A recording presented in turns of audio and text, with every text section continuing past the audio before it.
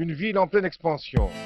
Les transitions à mener s'accumulent, l'énergie, l'agriculture, les mobilités. Monsieur l'administrateur délégué, vous êtes chargé de l'attribution et de la répartition des logements. Comment la situation se présente-t-elle ? C'est une contribution au débat sur l'artificialisation des sols et les questions d'étalement urbain. On a privilégié la machine, la matière et l'énergie par rapport à l'être humain. C'est pour ça qu'on ne recycle pas bien les téléphones. And perhaps the defining trend of the 21st century is population growth. On a une responsabilité sur l'épuisement des ressources et une responsabilité sur la perte de biodiversité. Chaque échec qui va permettre la prochaine fois de faire mieux et chaque échec est autant instructif qu'un succès. Des projets d'urbanisme qui sont indispensables du fait d'une circulation toujours plus intense. Ce plan est un plan que le public notait pour venir voir. Il s'agit du plan de sauvegarde dedans. Si on est une grande part du problème, on est forcément une grande part de la solution. On va peut-être couler moins de béton et miser plus sur l'intelligence et finalement changer de matière grise.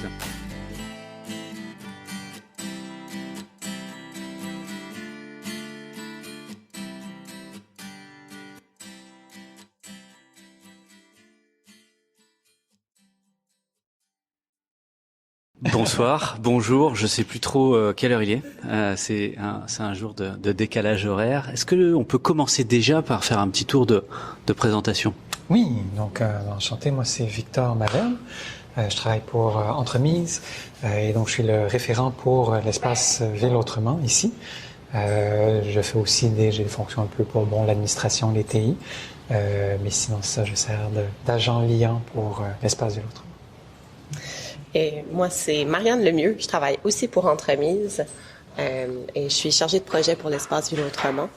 Et je suis aussi étudiante à l'Université du Québec à Montréal et je fais une recherche sur la transformation de bâtiments vacants en commun urbain. Bon, donc on est au cœur du sujet. L'espace Ville Autrement, c'est rue Sainte-Catherine, donc c'est plus que central. Qu'est-ce que c'est en fait ? Donc voilà, c'est issu d'un partenariat entre Entremise et l'UQAM.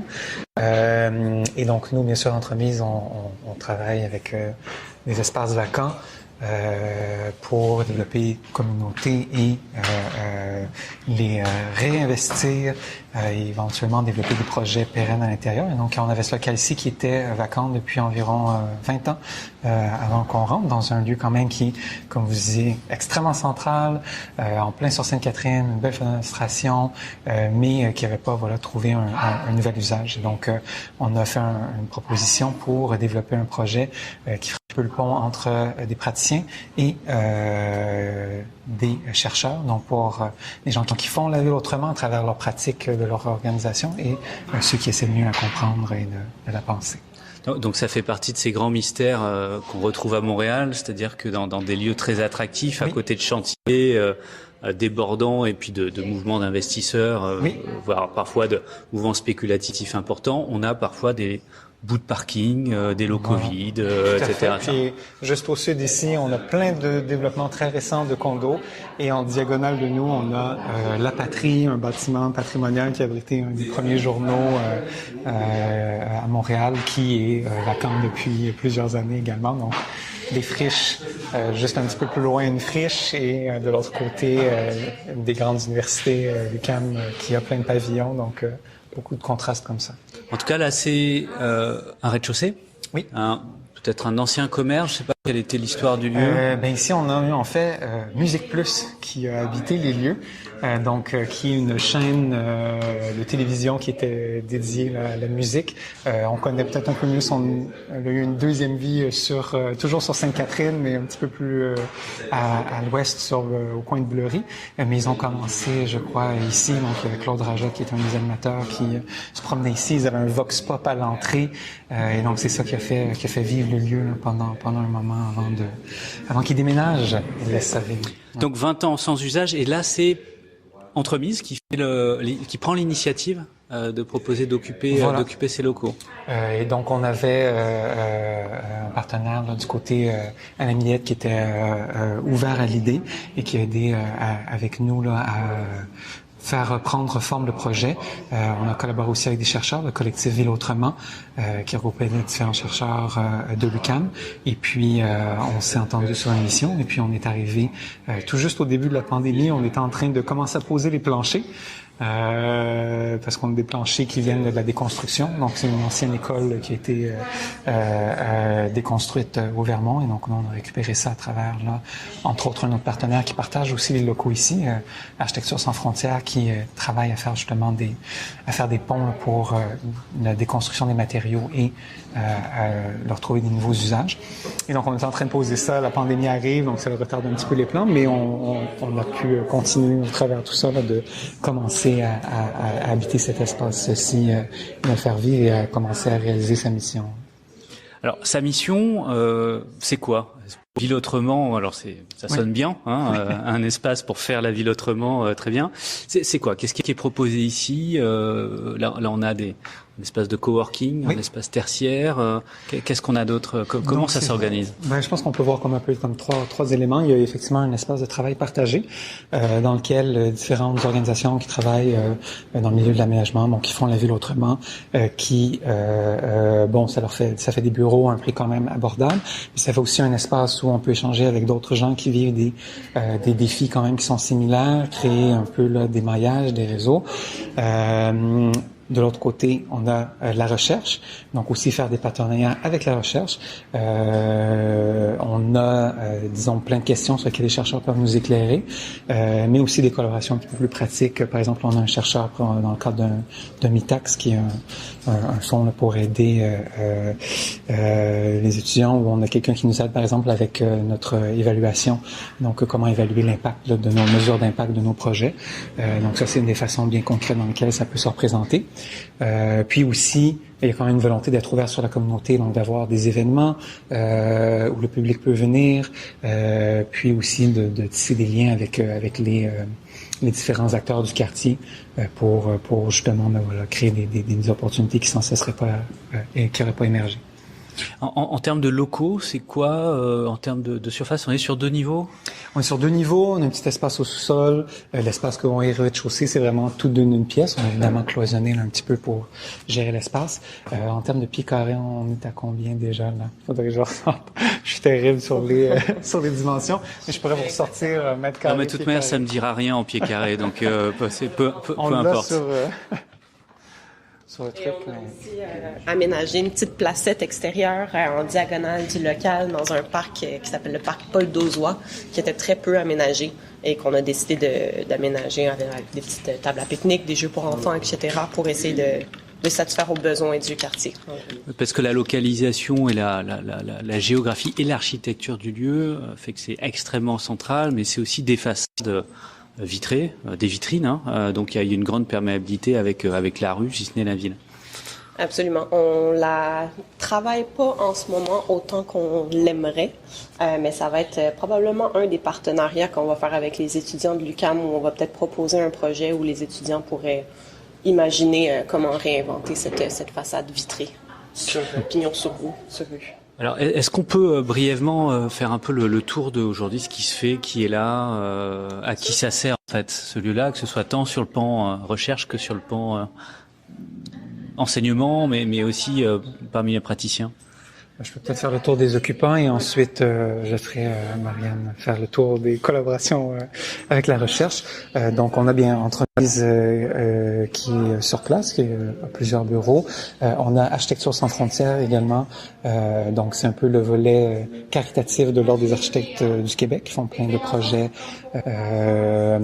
autant à l'international de coopération que ici au Québec. Ils ont aidé pendant la COVID des organismes à s'adapter aux nouvelles mises. Ils font aussi des projets pour l'itinérance. Ils ont beaucoup de différents dossiers et du réemploi à travers Eco-Réno. On a également Passerelle, qui est une coopérative en patrimoine, et donc il peut faire des évaluations plus classiques, inventaire, tout ça, mais aussi des activités de médiation pour présenter et faire vivre le patrimoine. On a également qui s'est joint à nous assez récemment, Mika, de Renaître de la rue, et donc qui est pour des gens qui ont passé qui ont été institutionnalisés pendant leur jeunesse, donc avec la DPJ qui ont été placés et qui ont terminé cette étape-là, mais qui ont peut-être besoin d'un peu plus d'accompagnement pour se retomber sur leurs pattes, se réinsérer et tout, et donc ils font un peu ce pont-là.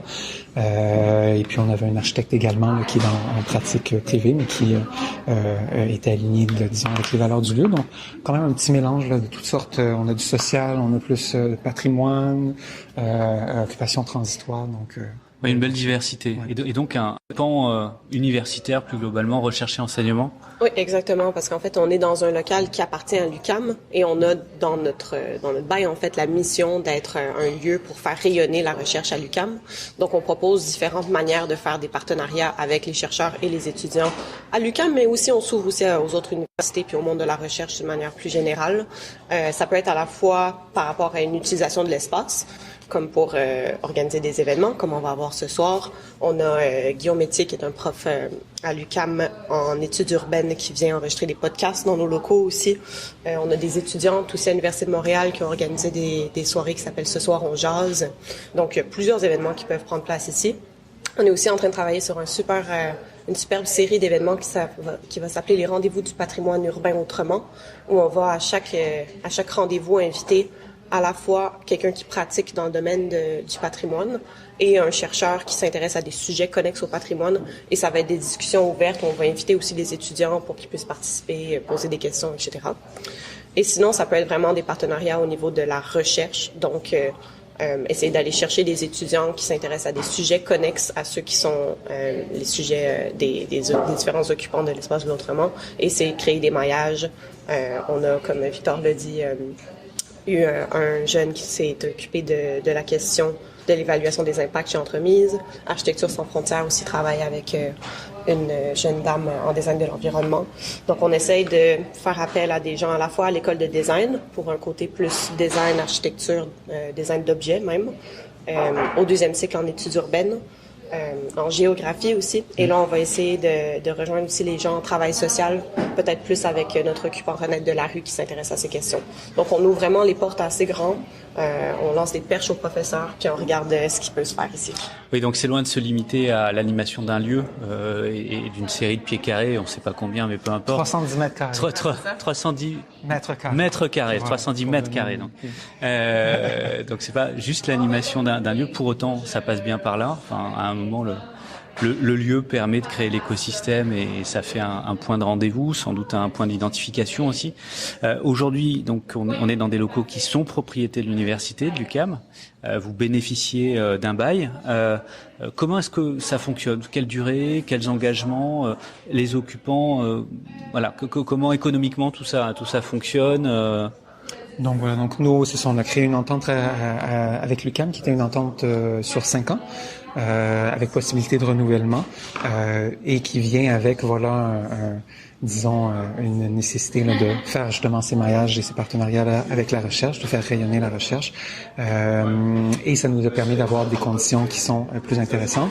On a reçu le local qui était vraiment à l'état de coquille vide, donc il a fallu quand même faire beaucoup de travail au niveau de l'aménagement du local et donc l'idée c'était un peu d'avoir un bail à coût nul au début pour nous permettre de faire ces aménagements-là et ensuite de ça d'avoir une contribution qui équivaut à peu près à l'UQAM pour ce qui est la charge, disons, pour juste simplement pour maintenir le lieu, ce que ça implique. Qui donc là, on va commencer l'an prochain à entrer dans ce mode-là. On a reçu quand même des sous aussi du film, le fonds de rayonnement. La métropole, mais il manque le I. On a oublié le lettre. Mais on mettra le lien pour quoi le qu'il en rayonnement soit. de la métropole. Fonds d'investissement et de rayonnement de la métropole. Je suis certain. Qui en fait nous a aidé dans notre installation avec PME Montréal également. Donc qui ont aidé pour tout le démarrage un tout petit le peu. réinvestissement, réinvestissement du lieu parce que oui. c'est pas une entrée sans travaux. On parle de réemploi, etc. Voilà. C'est quoi qu'il en soit, du chantier. Pour les occupants, ça se transforme comment tout ça, cette économie? Donc pour les occupants, on fait une location vraiment au niveau des postes. Donc chaque organisation décide de combien de postes postes ils ont besoin pour leurs besoins. Maintenant, avec le télétravail, ça peut impliquer un nombre de personnes un peu plus élevé que le nombre de postes, parce qu'il y en a qui sont partagés. Et donc, une tarification par mois, on essaie d'avoir des engagements flexibles avec les occupants, ce qui peut permettre à des gens qui sont en démarrage, qui sont moins sûrs de leur horizon, de pouvoir quand même s'insérer à faible risque ici. Et puis, c'est ça, on a aussi le côté événementiel, où l'on va avoir, disons, les espaces là, un petit peu plus communs qui peuvent être mis à disposition pour des tarifs puis contribuer à financer le lieu. Et on a une volonté en ce moment d'autonomiser en fait cet espace. Donc on va essayer de changer la structure de gouvernance en place pour qu'éventuellement le lieu puisse être autonome. Donc Entremise puisse possiblement se retirer du projet et que le lieu continue à avoir sa mission et sa vocation. Alors une volonté pour autant aujourd'hui Entremise, au-delà d'amorcer le processus, anime. Hein, c'est aussi c'est un temps de gestion, c'est un temps d'animation. Aujourd'hui, les réflexions sur la pérennisation de cette partie-là, comment ça peut se passer? Autonomiser, c'est quoi? C'est avoir une économie de projet qui, quoi qu'il en soit, permet de rémunérer un équivalent de temps plein pour faire ce travail-là. Comment vous imaginez faire? En fait, je pense qu'il y a 3 éléments qu'on va devoir mettre en place pour imaginer cette autonomisation-là qui mènerait à une pérennisation possible. Il faut à la fois avoir un modèle économique où le lieu est financièrement stable, en fait, donc avec les locations de postes et les événements, et qui pourrait aussi rémunérer le salaire d'une personne peut-être temps partiel qui agirait en tant que référent. Donc ça pourrait être quelqu'un d'entremise, mais ça pourrait aussi être quelqu'un d'externe ou un autre occupant de l'espace. Il faut aussi satisfaire aux exigences de l'UQAM au niveau du bail, donc continuer à faire des partenariats avec la recherche. Et il faut une structure de gouvernance qui permettrait de gérer cet espace. Et là, cette structure de gouvernance, on est en train de l'imaginer. On est vraiment au début de cette réflexion, mais on imaginerait créer 3 groupes, en fait. Un cercle des chercheurs, une assemblée des occupants et un conseil des veilleurs qui chacun aurait des responsabilités. Donc, du côté des chercheurs, ce serait vraiment dans le développement des partenariats avec la recherche. L'Assemblée des occupants, ce serait plus au niveau de la gestion du lieu, de la vie sociale, des aménagements, etc. Et le Conseil des veilleurs qui serait composé de gens qui sont impliqués dans le projet depuis le début et qui garderaient un œil sur la mission, la vision, les objectifs, etc. pour que le lieu reste quand même un espace qui se veut ouvert et qui crée des liens entre la pratique et la recherche. À tenir le fil rouge dans le temps, dans la durée. Mais ça veut dire donc gouvernance, donc structure, possiblement en tout cas, créer une structure ad hoc qui viendrait pérenniser, bénéficier du bail de l'UQAM et pérenniser l'action. Exactement. Et ça, c'est vraiment une réflexion qu'on entend, mais qu'on n'a pas faite encore. Mais ce serait possiblement une OBNL qui pourrait être créée, peut-être une coopérative. Je pense qu'il y a plusieurs modèles, mais ça va être une discussion qu'on va faire avec les gens impliqués dans le projet et qu'on amorce, qu'on est au tout début. D'accord. On est donc au tout début. On va utiliser ce soir ce lieu, le faire vivre. En tout cas, on voit bien que les choses démarrent et on sera surtout attentif à voir ce qui s'y passe et on viendra voir tout ça. Merci beaucoup. Grand plaisir. Merci.